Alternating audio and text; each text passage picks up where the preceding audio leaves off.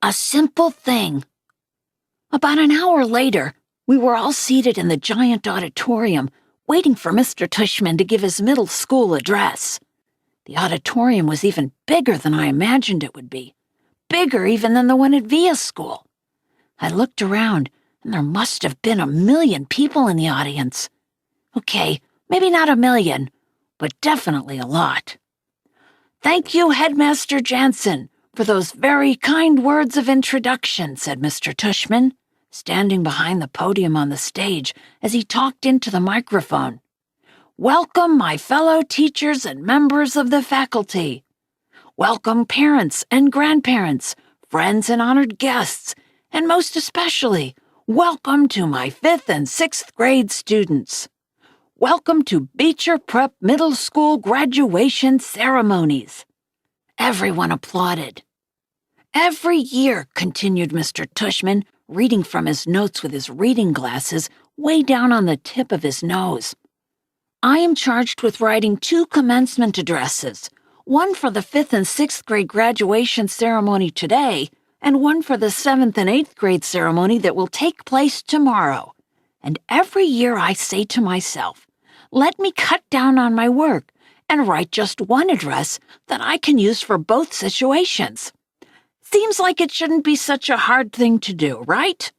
And yet each year, I still end up with 2 different speeches, no matter what my intentions. And I finally figured out why this year. It's not, as you might assume, simply because tomorrow I'll be talking to an older crowd with a middle school experience that is largely behind them, whereas your middle school experience is largely in front of you. No, I think it has more to do with this particular age that you are right now, this particular moment in your lives, that even after 20 years of my being around students this age, still moves me. Because you're at the cusp, kids. You're at the edge between childhood and everything that comes after. You're in transition. "We are all gathered here together," Mr. Tushman continued, taking off his glasses and using them to point at all of us in the audience. "All your families, friends, and teachers, to celebrate not only your achievements of this past year, Beecher middle schoolers, but your endless possibilities. When you reflect on this past year, I want you all to look at where you are now and where you've been. You've all gotten a little taller, a little stronger, a little smarter, I hope." Here some people in the audience chuckled. But the best way to measure how much you've grown isn't by inches or the number of laps you can now run around the track, or even your grade point average, though those things are important to be sure.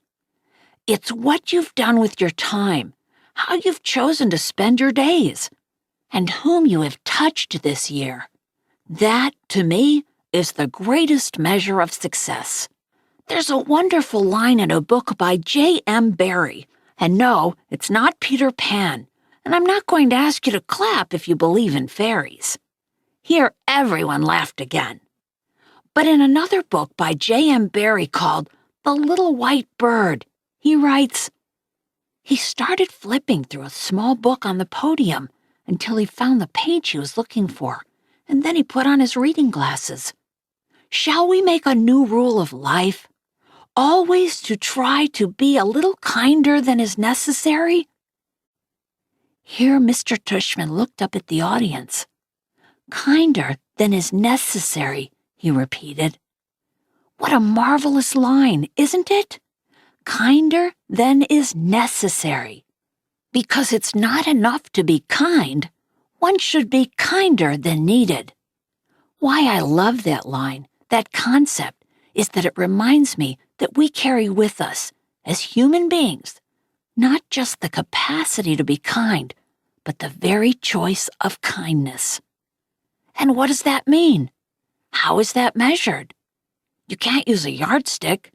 It's like I was saying just before. It's not like measuring how much you've grown in a year.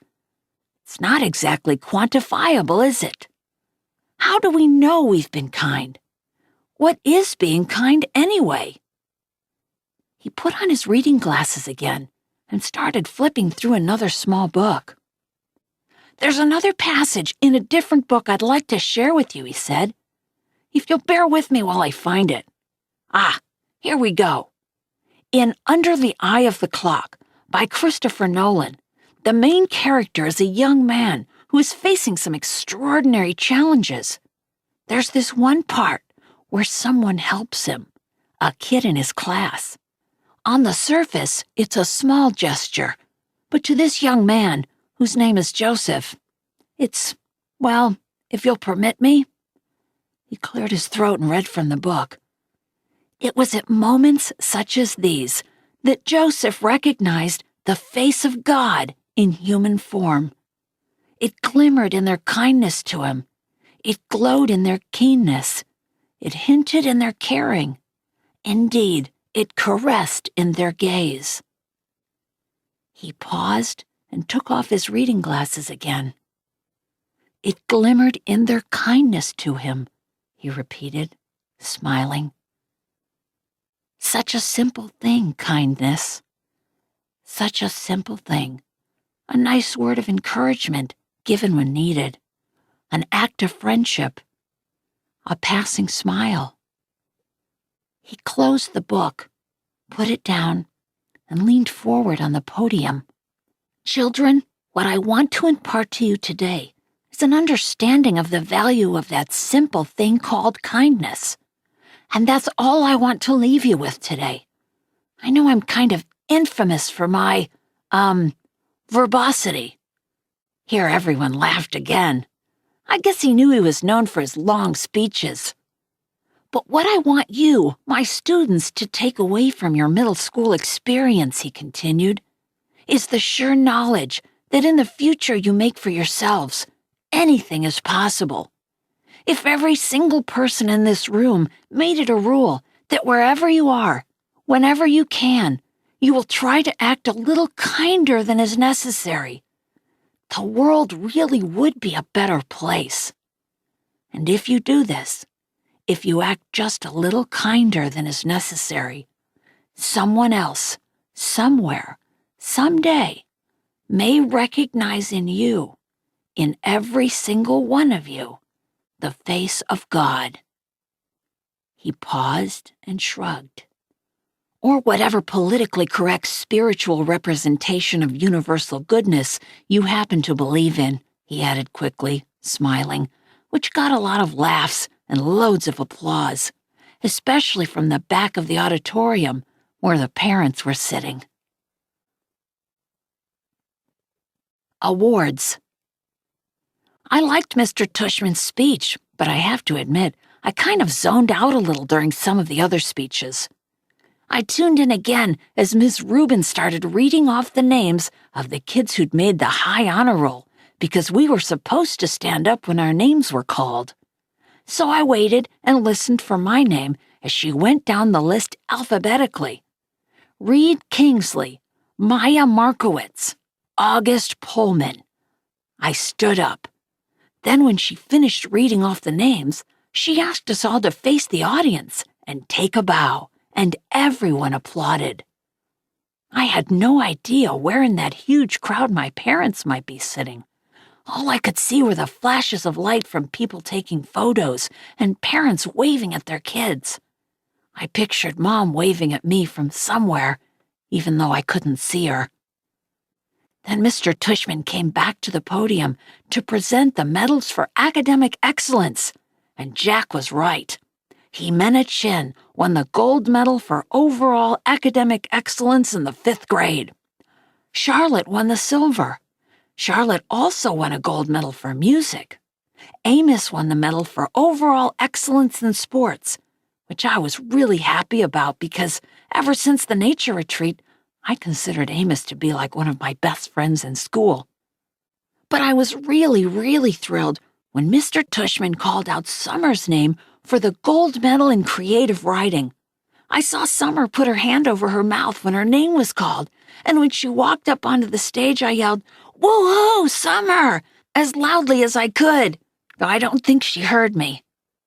After the last name was called, All the kids who just won awards stood next to each other on stage, and Mr. Tushman said to the audience, "Ladies and gentlemen, I am very honored to present to you this year's Beecher Prep School Scholastic Achievers. Congratulations to all of you." I applauded as the kids on stage bowed. I was so happy for Summer. "The final award this morning," said Mr. Tushman, after the kids on stage had returned to their seats, "is the Henry Ward Beecher Medal to honor students who have been notable or exemplary in certain areas throughout the school year. Typically, this medal has been our way of acknowledging volunteerism or service to the school." I immediately figured Charlotte would get this medal because she organized the coat drive this year, so I kind of zoned out for a bit again. I looked at my watch, 10:56. I was getting hungry for lunch already. Henry Ward Beecher was, of course, the 19th century abolitionist and fiery sermonizer for human rights, after whom this school was named, Mr. Tushman was saying when I started paying attention again. While reading up on his life in preparation for this award, I came upon a passage that he wrote that seemed particularly consistent with the themes I touched on earlier, themes I've been ruminating upon all year long. Not just the nature of kindness, but the nature of one's kindness, the power of one's friendship, the test of one's character, the strength of one's courage. And here, the weirdest thing happened. Mr. Tushman's voice cracked a bit, like he got all choked up. He actually cleared his throat and took a big sip of water. I started paying attention for real now to what he was saying. "The strength of one's courage," he repeated quietly, nodding and smiling. He held up his right hand like he was counting off. Courage, kindness, friendship, character. These are the qualities that define us as human beings and propel us, on occasion, to greatness. And this is what the Henry Ward Beecher Medal is about, recognizing greatness. But how do we do that? How do we measure something like greatness? Again, there's no yardstick for that kind of thing. How do we even define it? Well, Beecher actually had an answer for that. He put his reading glasses on again, leafed through a book, and started to read. "Greatness," wrote Beecher, "lies not in being strong, but in the right using of strength. He is the greatest whose strength carries up the most hearts." And again, out of the blue, he got all choked up. He put his 2 index fingers over his mouth for a second before continuing. "He is the greatest," he finally continued, "whose strength carries up the most hearts by the attraction of his own." Without further ado, this year, I am very proud to award the Henry Ward Beecher Medal to the student whose quiet strength has carried up the most hearts. So will August Pullman please come up here to receive this award? Floating. People started applauding before Mr. Tushman's words actually registered in my brain. I heard Maya, who was next to me, give a little happy scream when she heard my name, and Miles, who was on the other side of me, patted my back. "Stand up, get up," said kids all around me, and I felt lots of hands pushing me upward out of my seat, guiding me to the edge of the row, patting my back, high-fiving me. "Way to go, Augie! Nice going, Augie!" I even started hearing my name being chanted. "Augie! Augie! Augie!" I looked back and saw Jack leading the chant, fist in the air, smiling and signaling for me to keep going, and Amos shouting through his hands, "Woo-hoo, little dude!" Then I saw Summer smiling as I walked past her row, and when she saw me look at her, she gave me a secret little thumbs up and mouthed a silent, cool beans to me. I laughed and shook my head like I couldn't believe it. I really couldn't believe it. I think I was smiling. Maybe I was beaming. I don't know. As I walked up the aisle toward the stage, all I saw was a blur of happy, bright faces looking at me and hands clapping for me. And I heard people yelling things out at me. "You deserve it, Augie. Good for you, Augie." I saw all my teachers in the aisle seats, Mr. Brown and Ms. Petosa and Mr. Roche and Mrs. Adanabi and Nurse Molly and all the others. And they were cheering for me, woo-hooing and whistling. I felt like I was floating. It was so weird. Like the sun was shining full force on my face and the wind was blowing. As I got closer to the stage, I saw Ms. Rubin waving at me in the front row, and then next to her was Mrs. G, who was crying hysterically, a happy crying, smiling and clapping the whole time. And as I walked up the steps to the stage, the most amazing thing happened. Everyone started standing up. Not just the front rows, but the whole audience suddenly got up on their feet, whooping, hollering, clapping like crazy. It was a standing ovation for me. I walked across the stage to Mr. Tushman, who shook my hand with both his hands and whispered in my ear, "Well done, Augie." Then he placed the gold medal over my head, just like they do in the Olympics, and had me turn to face the audience. It felt like I was watching myself in a movie, almost like I was someone else. It was like that last scene in Star Wars Episode 4, A New Hope, when Luke Skywalker, Han Solo, and Chewbacca are being applauded for destroying the Death Star. I could almost hear the Star Wars theme music playing in my head as I stood on the stage.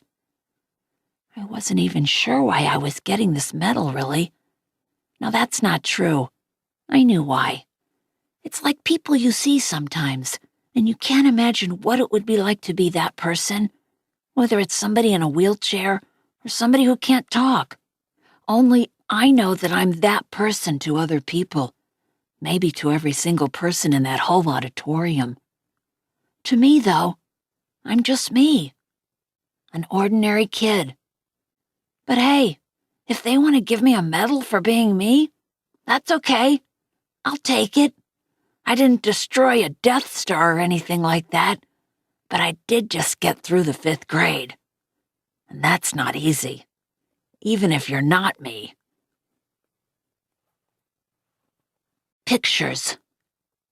Afterward, there was a reception for the 5th and 6th graders under a huge white tent in the back of the school. All the kids found their parents, and I didn't mind at all when Mom and Dad hugged me like crazy, or when Via wrapped her arms around me and swung me left and right about 20 times. Then Papa and Tata hugged me, and Aunt Kate and Uncle Poe and Uncle Ben. Everyone kind of teary-eyed and wet-cheeked. But Miranda was the funniest. She was crying more than anyone and squeezed me so tight that Via had to practically pry her off of me, which made them both laugh. Everyone started taking pictures of me and pulling out their flips, and then Dad got me, Summer, and Jack together for a group shot. We put our arms around each other's shoulders, and for the first time I can remember, I wasn't even thinking about my face. I was just smiling a big, fat, happy smile for all the different cameras clicking away at me. Flash, flash, click, click, smiling away as Jack's parents and Summer's mom started clicking. Then Reed and Maya came over. Flash, flash, click, click. And then Charlotte came over and asked if she could take a picture with us. And we were like, sure, of course. And then Charlotte's parents were snapping away at our little group along with everyone else's parents. And the next thing I knew, the 2 Maxes had come over, and Henry and Miles and Savannah. Then Amos came over, and Jimena. And we were all in this big, tight huddle as parents clicked away like we were on a red carpet somewhere. Luca, Isaiah, Nino, Pablo, Tristan, Ellie. I lost track of who else came over. Everybody, practically. All I knew for sure is that we were all laughing and squeezing in tight against each other, and no one seemed to care if it was my face that was next to theirs or not. In fact, and I don't mean to brag here, but it kind of felt like everyone wanted to get close to me. The walk home. We walked to our house for cake and ice cream after the reception. Jack and his parents and his little brother Jamie, Summer and her mother, Uncle Poe and Aunt Kate, Uncle Ben, Tata and Papa, Justin and Via and Miranda, Mom and Dad. It was one of those great June days when the sky is completely blue and the sun is shining, but it isn't so hot that you wish you were on the beach instead. It was just the perfect day. Everyone was happy. I still felt like I was floating, the Star Wars hero music in my head. I walked with Summer and Jack, and we just couldn't stop cracking up. Everything made us laugh. We were in that giggly kind of mood where all someone has to do is look at you and you start laughing. I heard Dad's voice up ahead and looked up. He was telling everyone a funny story as they walked down Amesfort Avenue. The grown-ups were all laughing too. It was like Mom always said, Dad could be a comedian. I noticed Mom wasn't walking with the group of grown-ups, so I looked behind me. She was hanging back a bit, smiling to herself, like she was thinking of something sweet. She seemed happy. I took a few steps back and surprised her by hugging her as she walked. She put her arm around me and gave me a big squeeze. "Thank you for making me go to school," I said quietly. She hugged me close and leaned down and kissed the top of my head. "Thank you, Augie," she answered softly. "For what?" "For everything you've given us," she said. "For coming into our lives. For being you." She bent down and whispered in my ear, "You really are a wonder, Augie. You are a wonder." Appendix. Mr. Brown's Precepts. September. When given the choice between being right or being kind, choose kind. Dr. Wayne W. Dyer. October. Your deeds are your monuments. Inscription on an Egyptian tomb. November. Have no friends not equal to yourself. Confucius. December. Audentes fortuna juvat. Fortune favors the bold. Virgil. January. No man is an island, entire of itself. John Donne. February. It is better to know some of the questions than all of the answers. James Thurber. March. Kind words do not cost much, yet they accomplish much. Blaise Pascal. April. What is beautiful is good, and who is good will soon be beautiful. Sappho. May. Do all the good you can, by all the means you can, in all the ways you can, in all the places you can, at all the times you can, to all the people you can, as long as you ever can. John Wesley's Rule. June. Just follow the day and reach for the sun. The Polyphonic Spree, Light and Day. Postcard Precepts. Charlotte Cody's precept. It's not enough to be friendly. You have to be a friend. Reed Kingsley's precept. Save the oceans, save the world. Me. Tristan Fiedelholtzen's precept. If you really want something in this life, you have to work for it. Now quiet, they're about to announce the lottery numbers. Homer Simpson. Savannah Wittenberg's precept. Flowers are great, but love is better. Justin Bieber. Henry Joplin's precept. Don't be friends with jerks. Henry Joplin. Maya Markowitz's precept, all you need is love, the Beatles. Amos Conti's precept, don't try too hard to be cool. It always shows, and that's uncool. Amos Conti. Jimena Chin's precept, to thine own self be true. Hamlet, Shakespeare. Julian Albans' precept, sometimes it's good to start over. Julian Albans. Summer Dawson's precept, if you can get through middle school without hurting anyone's feelings, that's really cool beans. Summer Dawson. Jack Will's precept, keep calm and carry on. Some saying from World War II. August Pullman's precept, everyone in the world should get a standing ovation at least once in their life, because we all overcometh the world. Augie.